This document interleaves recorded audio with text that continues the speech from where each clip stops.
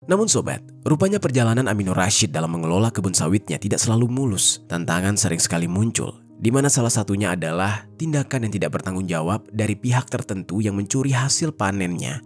Hal itu tentu saja berdampak pada kerugian dan berpotensi mengganggu keberlanjutan operasional kebun sawitnya.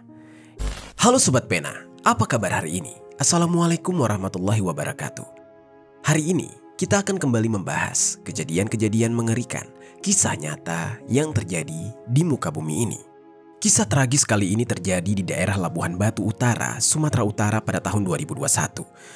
Sempat geger, seorang pria yang merupakan seorang tokoh ulama ditemukan tewas mengenaskan di dalam parit dengan sejumlah luka di sekujur tubuhnya.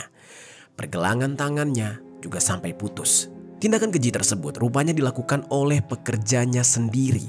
Lantaran merasa sakit hati, sempat dinasehati dan ditegur setelah kepergok mencuri sawit milik si korban. Bagaimana cerita selengkapnya tentang kasus yang satu ini? Langsung saja kita bahas di Kata Pena.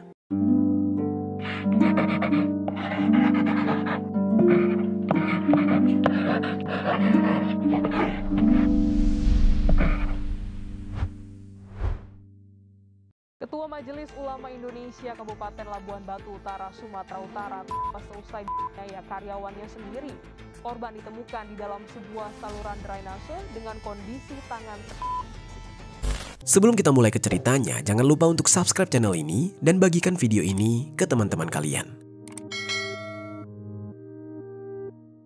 Cerita ini dibuat berdasarkan berita yang sudah beredar dan diterbitkan oleh beberapa media publik yang aku sajikan dan aku rangkum dalam bentuk alur cerita. Kita mulai ceritanya. Oh ya sobat, sebelum itu aku punya sebuah informasi. Kata Pena tergabung ke dalam program YouTube Shopping Affiliate.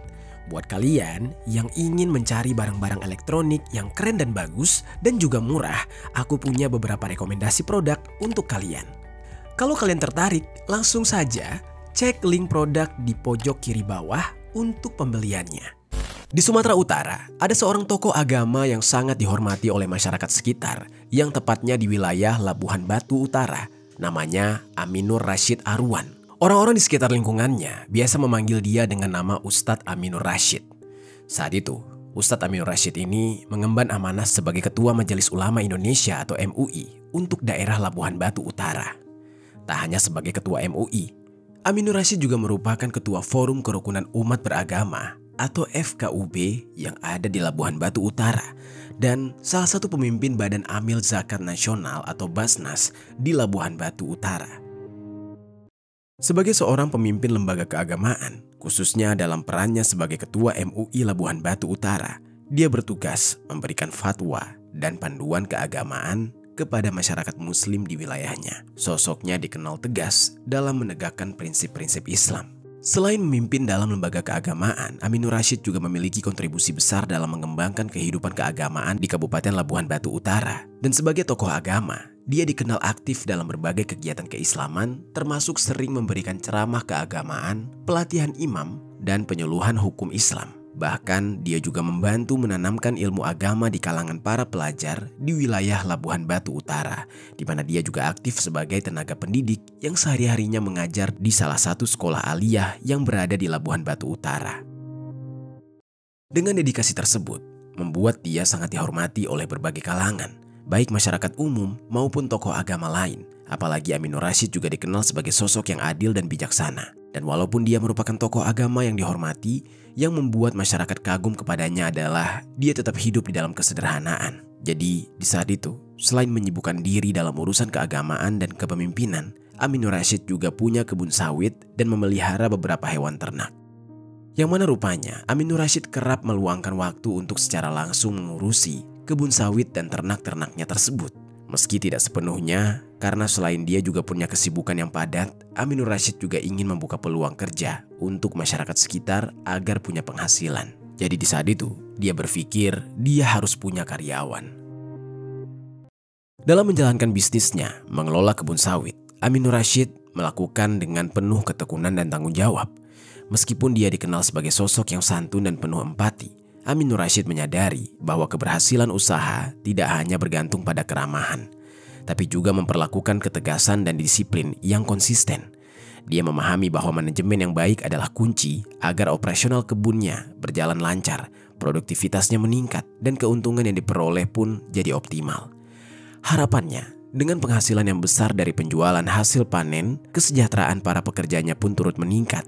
Karena baginya, keberhasilan suatu bisnis tidak hanya tentang laba, tetapi juga tentang memberikan dampak positif bagi orang-orang yang terlibat.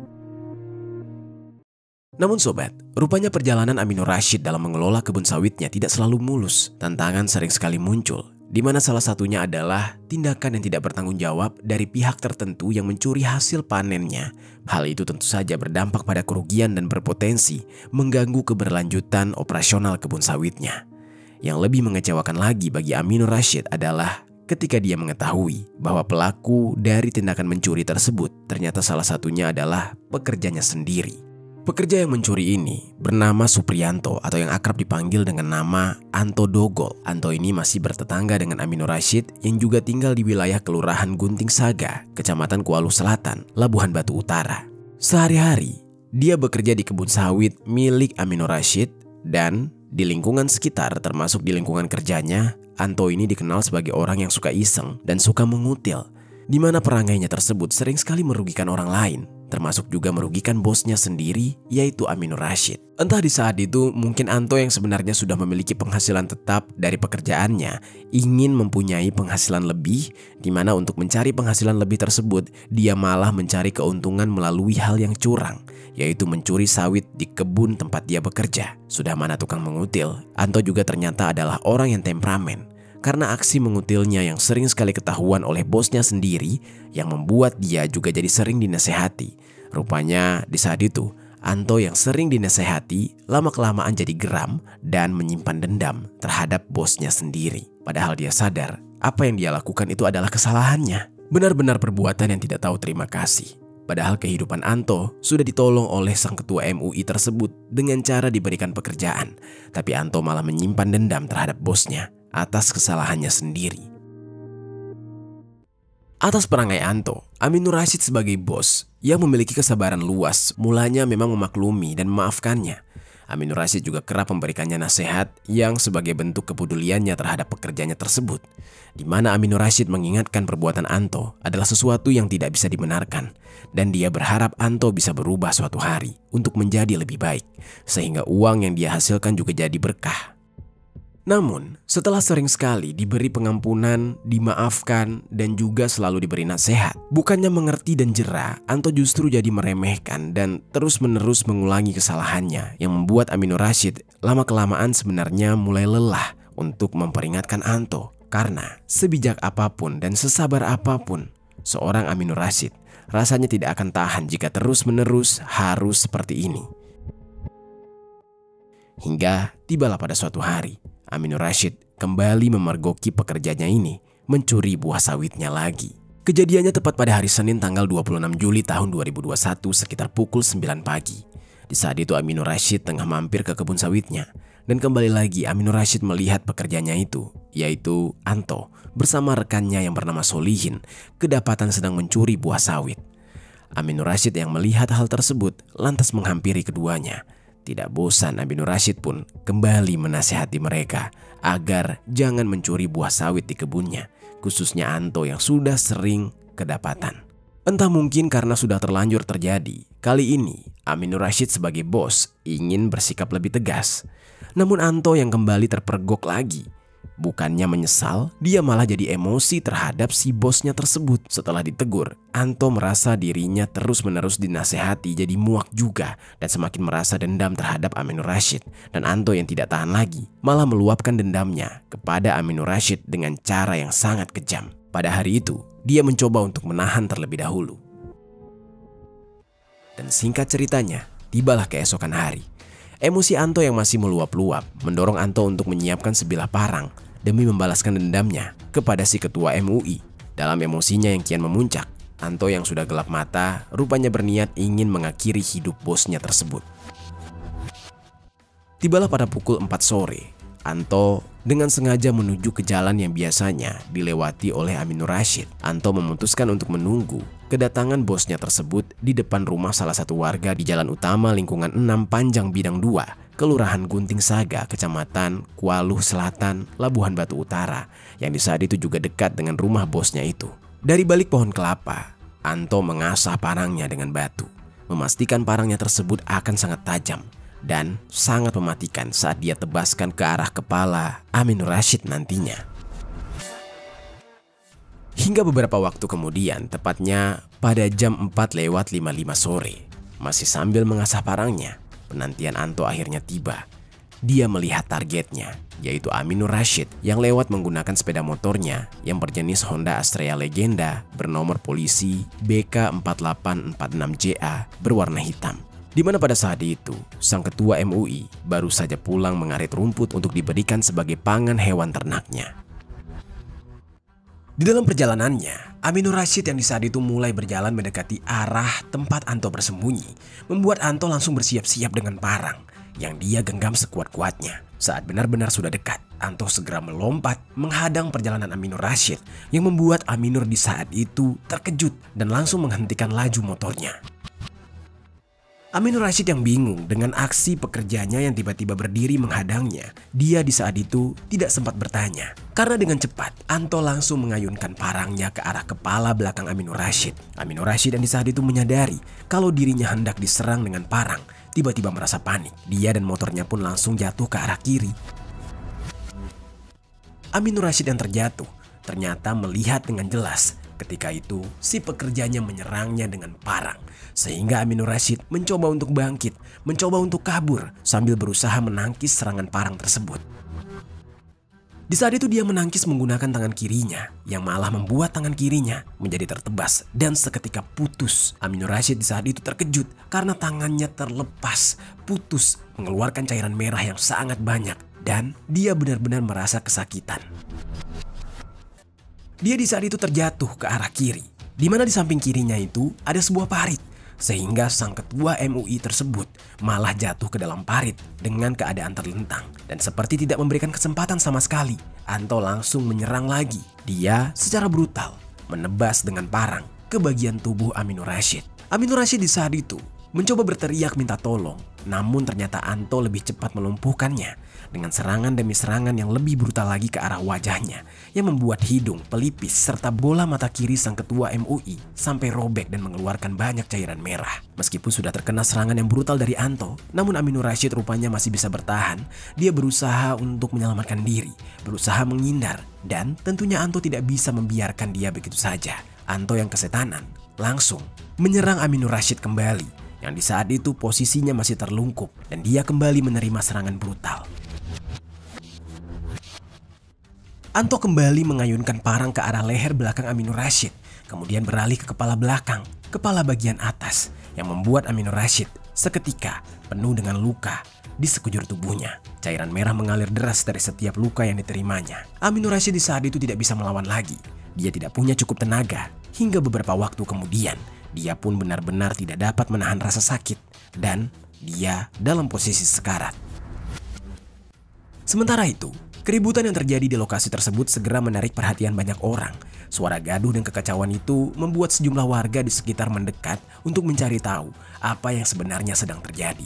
Beberapa di antara mereka bahkan sempat menyaksikan langsung aksi kebengisan yang dilakukan oleh Anto. Namun mereka tidak bisa berbuat apapun karena takut akan jadi sasaran berikutnya. Hingga beberapa warga mulai ramai mendatangi lokasi kejadian untuk melihat apa yang tengah terjadi. Anto sang pelaku menjadi panik, kemudian dengan cepat-cepat melarikan diri. Dia bersembunyi di area perkebunan kelapa sawit yang jaraknya tidak jauh dari lokasi kejadian. Dalam pelariannya tersebut, dia berharap tidak ada orang yang mengetahui identitasnya, sehingga dia bisa lolos dari jeratan hukum. Namun di sisi lain, warga yang berkumpul di lokasi kejadian untuk melihat apa yang tengah terjadi benar-benar dikejutkan bahwa sosok yang sangat mereka hormati, yaitu Aminur Rashid sang ketua MUI, adalah korban di dalam kasus ini yang kondisinya benar-benar mengenaskan. Tubuhnya berada di dalam parit dengan sejumlah luka yang sangat parah, bahkan pergelangan tangannya sudah putus. Atas kejadian tersebut, warga langsung menghubungi pihak kepolisian dan pihak kepolisian yang datang setelah mendapatkan laporan juga langsung melakukan olah TKP. Dan saat mereka menyadari bahwa korban yaitu Aminur Rashid masih bernafas, dia langsung dilarikan dengan cepat ke rumah sakit umum daerah Rantau Parapat, Labuhan Batu, Sumatera Utara untuk mendapatkan pertolongan pertama. Namun sobat, ternyata di dalam perjalanan ke rumah sakit, rupanya nyawa sang ketua MUI tidak dapat tertolong. Dia pun meninggal dunia. Lalu setelah itu, jasadnya tetap dibawa ke rumah sakit untuk keperluan otopsi. Sesampainya di rumah sakit, entah pihak keluarga sudah dikabari atau belum, namun yang jelas jasadnya langsung diotopsi. Dan Aminur Rashid di saat itu diketahui tewas akibat luka parah yang diderita di sekujur tubuhnya, yang merupakan luka tebasan parang. Dan luka yang paling parah adalah di bagian pergelangan tangan, dan luka robek pada bagian kepala belakang serta leher belakang, telinga kiri, dan pelipis kiri. Semuanya merupakan luka menganga akibat tebasan parang. Lalu sementara itu, di TKP, polisi melakukan pemeriksaan, termasuk mengumpulkan beberapa barang bukti dan meminta keterangan saksi, yang mana rupanya ada saksi yang melihat kejadian bengis tersebut, yaitu saksi yang berinisial MS, TH, M, dan juga EF. Dan polisi di saat itu meminta keterangan mereka untuk bisa menangkap pelaku, yang terungkap bahwa ternyata pelakunya tidak lain adalah pekerja dari si korban sendiri yang bernama Anto. Berdasarkan keterangan dari saksi dan juga pemeriksaan lain yang mengarah kepada dugaan kuat bahwa benar pelakunya adalah Anto, maka polisi segera berusaha memburu Anto. Hingga pada akhirnya polisi yang dibantu oleh warga sekitar berhasil menangkap sosok Anto pada malam harinya ketika dia tengah bersembunyi di sekitar area belakang Masjid Panjang Bidang dan sekitar samping rumah warga. Saat ditangkap, Anto pun jadi bulan-bulanan warga. Amarah besar warga atas kelakuannya tidak bisa terbendung. Polisi pun cukup kesulitan di saat itu untuk bisa mengamankan Anto, sehingga polisi harus melepaskan tembakan timah panas ke udara, dan barulah setelah itu polisi bisa mengamankannya. Namun sebelum dibawa untuk pemeriksaan lebih lanjut, karena luka yang dialami oleh Anto akibat bulan-bulanan warga cukup parah, Anto di saat itu harus dilarikan ke rumah sakit terlebih dahulu. Baru setelah itu diamankan ke kantor polisi untuk kemudian diperiksa dan dimintai keterangan yang lebih dalam. Bersamaan dengan ditangkapnya sang pelaku, yaitu Anto, polisi juga mengamankan sejumlah barang bukti, yang mana diantaranya satu buah parang panjang, satu unit sepeda motor merek Honda Astrea Legenda bernomor polisi BK4846JA berwarna hitam, serta satu buah sabit milik korban, dan satu buah karung goni berisi rumput. Anto yang di saat itu tidak bisa berkutik akhirnya mengakui semua perbuatannya yang sudah dia lakukan sampai menewaskan orang yang sudah memberikannya pekerjaan tersebut. Kepada polisi, Anto mengakui dia sampai tega melakukan tindakan itu karena merasa dendam. Anto merasa sakit hati, selalu ditegur dan dinasehati oleh si korban. Yang mana padahal di saat itu Anto ditegur dan dinasehati karena sering kepergok mencuri. Sungguh hal yang benar-benar tidak masuk akal. Namun dengan tega dia sampai menewaskan orang yang sudah memberikannya makan. Dan atas perbuatan kejinya, Anto ditetapkan sebagai tersangka dan dia dijerat dengan pasal 340 subsidiar pasal 338 dan pasal 351 ayat 3 KUHP. Kabar mengenai tewasnya Aminur Rashid seketika langsung menggegerkan masyarakat Labuhan Batu Utara dan sekitarnya, bahkan dengan cepat menyebar melalui media sosial.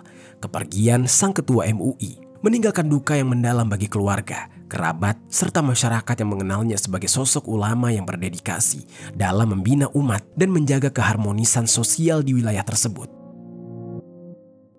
Lantas, jasad dari Aminur Rashid yang telah selesai diperiksa dan juga diurus, kemudian disemayamkan di Masjid Raya Al-Aman, Aikanopan. Prosesi sholat jenazah bahkan sempat diikuti oleh lebih dari 1.000 jamaah yang memadati masjid tersebut. Karena di saat itu banyak jamaah yang tidak dapat mengikuti sholat jenazah pada gelombang pertama karena keterbatasan ruang, sehingga dilakukanlah sholat jenazah dalam gelombang kedua.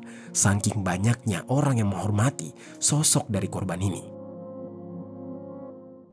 Dan setelah disolatkan, jasadnya langsung dimakamkan pada hari Rabu, tanggal 28 Juli tahun 2021, sekitar pukul 8 pagi, di tempat pemakaman umum Kampung Terutung, Kelurahan Aikanopan, yang berada di lokasi dekat dengan tempat tinggalnya.